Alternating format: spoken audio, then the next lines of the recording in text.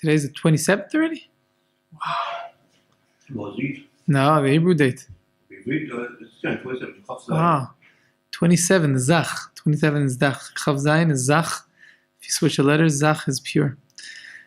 It's the pure day of the month of Mar Cheshvan, 27 Mar Cheshvan. And we're going to learn today, we're going to start the laws of Kadish. It's a very, very chashav laws, very important laws, because we go to shul, or we go to a simcha, or to a memorial, or anything, and we say Kaddish, or in the learning, when we learn, after learning, you want to say Kaddish. So there's laws we have to know about the Kaddish. When do you say Kaddish? Who could say Kaddish? How many people have to be there when we say Kaddish? So we're going to start going through it. It'll take a few days. We'll start. So it says, it's a Siman 55, Nun Hey, Seif Aleph. Omrim Kaddish, we say Kaddish. When do we say Kaddish? The Mishnah says, we say Kaddish, we see that we say Kaddish after Yishtabach, we say Kaddish. Okay, because we're talking about the laws of the morning prayer, so after Yishtabach we say Kaddish. Now, there's a halacha that you're not supposed to say a lot of Kaddishim, not to say a lot of Kaddish. There's a joke like that. There was a guy once who, he heard of this shul that they're always saying Kaddish on everything, every few psukim they stop, they say Kaddish. So he goes there and he says, guys, there's a halacha that says you're not supposed to say a lot of Kaddish. You say Kaddish that Chazal, that our sages said for us in the Siddur, and that's all. So they asked him, that's halacha? You saw it inside? Yeah, it's halacha. And they started saying Kaddish immediately. Because every time there was a halacha or something going on in the shul, so they used to say Kaddish. But really, you're not supposed to say so many Kaddish. Kaddish. And when you say Kaddish, when we see in the Siddur, when it says to say Kaddish, then we say Kaddish. After there's a learning session going on, we could say Kaddish. Kadish de Rabbanan. We say Al Yisrael Al Rabbanan. Right? It's a special Kaddish. It's good for elevation of the souls. Harizal says. Okay.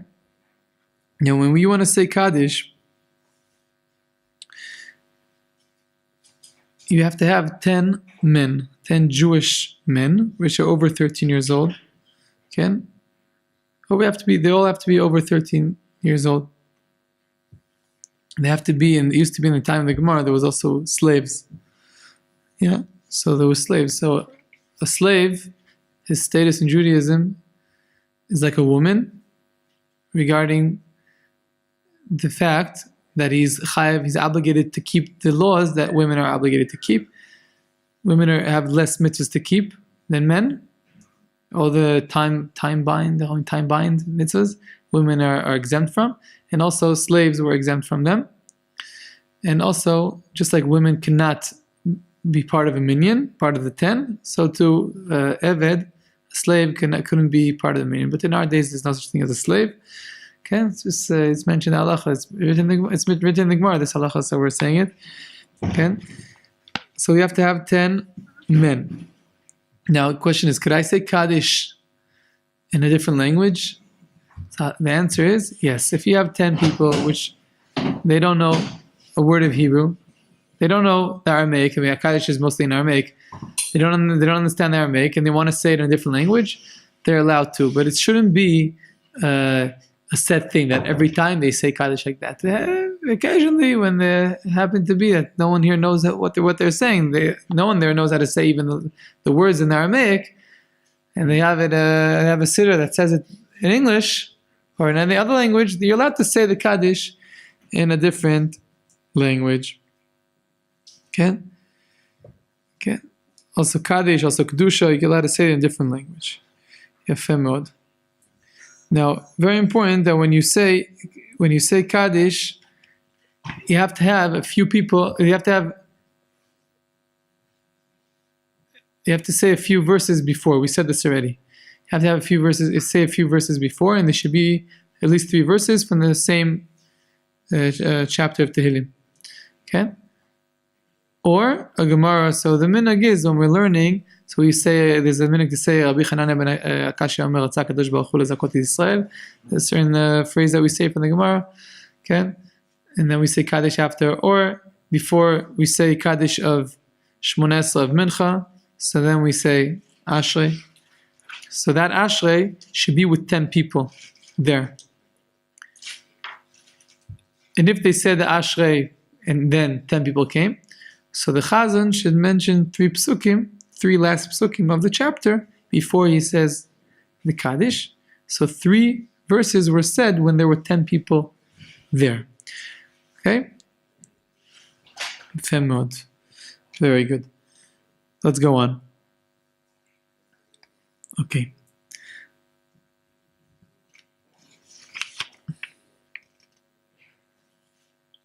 There's a few other things which have to be said when there's a minyan, besides Kadish. The reciting of Shmoneh Esrei and Shachris and Mincha have to be with 10 people. The Chazan and 9 answers. And also Kedusha. Kedusha also has to be with 10 people. Can't be less. Okay? And what happens if I start saying the Chazal Hashatz, I start saying the reputation, the Chazan starts saying, and then 2 guys jump and they leave. Let's say there was an emergency call, they had to leave shul. Now you're left now with you and another 7 people in the background. What do? You just stop in the middle? No. Halacha is that once you began a thing that needs to be in 10, you began when there was 10, you finish until the end. So what's considered the end? So let's talk about Shachris. If I said the Kadish after Yishtabach and there were 10 people and then they left, so the Baruch Hu after the Kadish I could also say, because the Kadish and the Baruch Hu is one thing that goes together. The Kadish after Yishtabach and the Baruch Hu, that's right after it, goes together. So if there were 10 in the beginning of Kadish, you could finish the Kadish and say the Baruch Hu even though some left. But the reputation of the prayers of the Chazal Shatz, you cannot do already. It's a different thing. You could daven and without the reputation. And what happens if I start Chazal Shatz and then people left in the middle? The halacha is you could say the whole Chazal Shatz with the Kedusha, including the Kadish, which is after, the half Kadish, and including Ashrei Baletzion with the Kadish after. Because the Kadish after, it says at the end that Titkabetz Laton Voton, all of the prayers should be accepted in heaven. So that goes on the Shmoneh Esrei. So it's part of the Shmoneh Esrei. You could say it. What can't you do? You can't. The Kohanim in Eretz Yisrael, the Kohanim, and also in Chutz La'aretz by the Sfardim, the Kohanim go up every day to the Duchan to bless the congregation. So if we started the Chazal Shatz, there were 10 people, and then some of them left. So even though I could say the whole Chazal Shatz, say Kedusha, say 2 Kadishim afterwards, but the Nesiyat Kapayim, the Kohanim go up, they cannot go up. It's a separate thing. Even though it's in Shmoneh Esrei, it's separate than Shmoneh Esrei. The Kohanim can only bless when there are 10 people in the shul. Okay, if there's no 10 people, they cannot bless. And by Mincha time, by Mincha, it's the same halacha, until you say, you can also say if there's Tachnun, so you say the Tachnun, of course, and you say the Kadish, which is after the Shmoneh Esrei, which is a Kadish that says that Kabetz Laton Voton, the Kadish that all the prayers should be accepted. Just to mention that Tachnun, when there's no 10 people, you cannot say the verse, the Hashem Elachum V'Chanun. You cannot say the 13 attributes. You cannot say it when there's no minyan. That's not part of the Shmoneh Esrei. You are allowed to say it alone if you know the trup. And you could say just as reading the Torah. You're allowed to read the verse in the Torah. You're allowed to do that. But not like as in the tzibur. Yafeh mod. By the way, that we said that you can continue when the minyan is not there anymore is only if there's a majority left. What's a majority? 6. If 5 left and only 5 are left, you're stuck. You cannot continue the prayer in the tzibur. If there were 10 people and 4 left and you have still 6 left, then all the laws that we said today apply.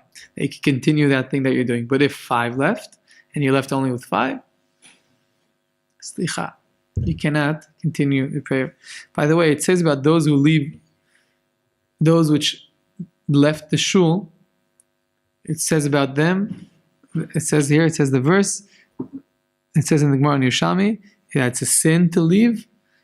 If you know you're one of the 10 and you're leaving now, it's a sin to leave. Why? It says, Ozvei Hashem ichlu. Those which leave God, they should vanish. So you get a curse. It's not a good thing to leave. So the chayim say that's only if you left for just because you just want a cup of coffee or something, you just left for no reason, no real reason. But if you left because you have an emergency, I remember it was Yom Kippur, I think, and you remember the days that there were beepers? Maybe still today they have beepers here and there. Remember the days of beepers? So I remember there was a guy, he used to work, he was the ambulance guy in Immanuel, we used to live in a little town, in the middle of Shmoneh Esrei. Beep beep, he looked at it and he ran out. Didn't break. So of course there's an emergency, if something is urgent, of course you have to leave, I don't care. It doesn't make a difference even if you're part of the 10. If you have to go, you have to go. But stam, for no reason, you don't leave. What happens if you have 9 people they want to daven, and there's no one, they want to start the reputation, and they have only 9. So they go outside and they call a guy in and they tell him, just stay till Kedusha and then you could leave. Could they start like that, knowing that a guy will be leaving in the middle? So the poskim say, you shouldn't. You're not supposed to, if you know that you're not going to have, you're not going to have 10 from beginning to end, you don't begin. All the laws that we said that you're allowed to continue is if you didn't know that people are going to leave in the middle, you just began the prayer. You began the prayer with 10. Yeah, but if you know that people are going to leave in the middle, you don't begin the Chazal Shatz, you don't begin the things that require 10. The same law, by the way, of 10 is applied also to Kriyat Torah. Laning, reading the Torah reading, yeah? You have to have 10 people there. If someone left in the middle, and you have only 9, you continue the laning. You continue the laning, and you have to have 3 olim, you have 3 olim, 3 people going up, 3 people going up, you finish the laning. And so too with the brachas of the Haftorah, on Shabbos or in Ta'anit or the Chag. There were 10, in the middle they left, and there's a blessing before, and about 4 or 5 blessings after, depends when, right?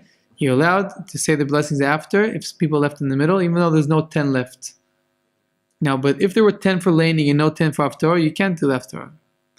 If there were 10 for the laning and no 10 for Haftorah, you can't do the Haftorah. It's not a continuation of the Torah laning. The Torah laning is one section. You have to have 10 for that. And you also have to have 10 for the Haftorah laning, the reading of the prophets.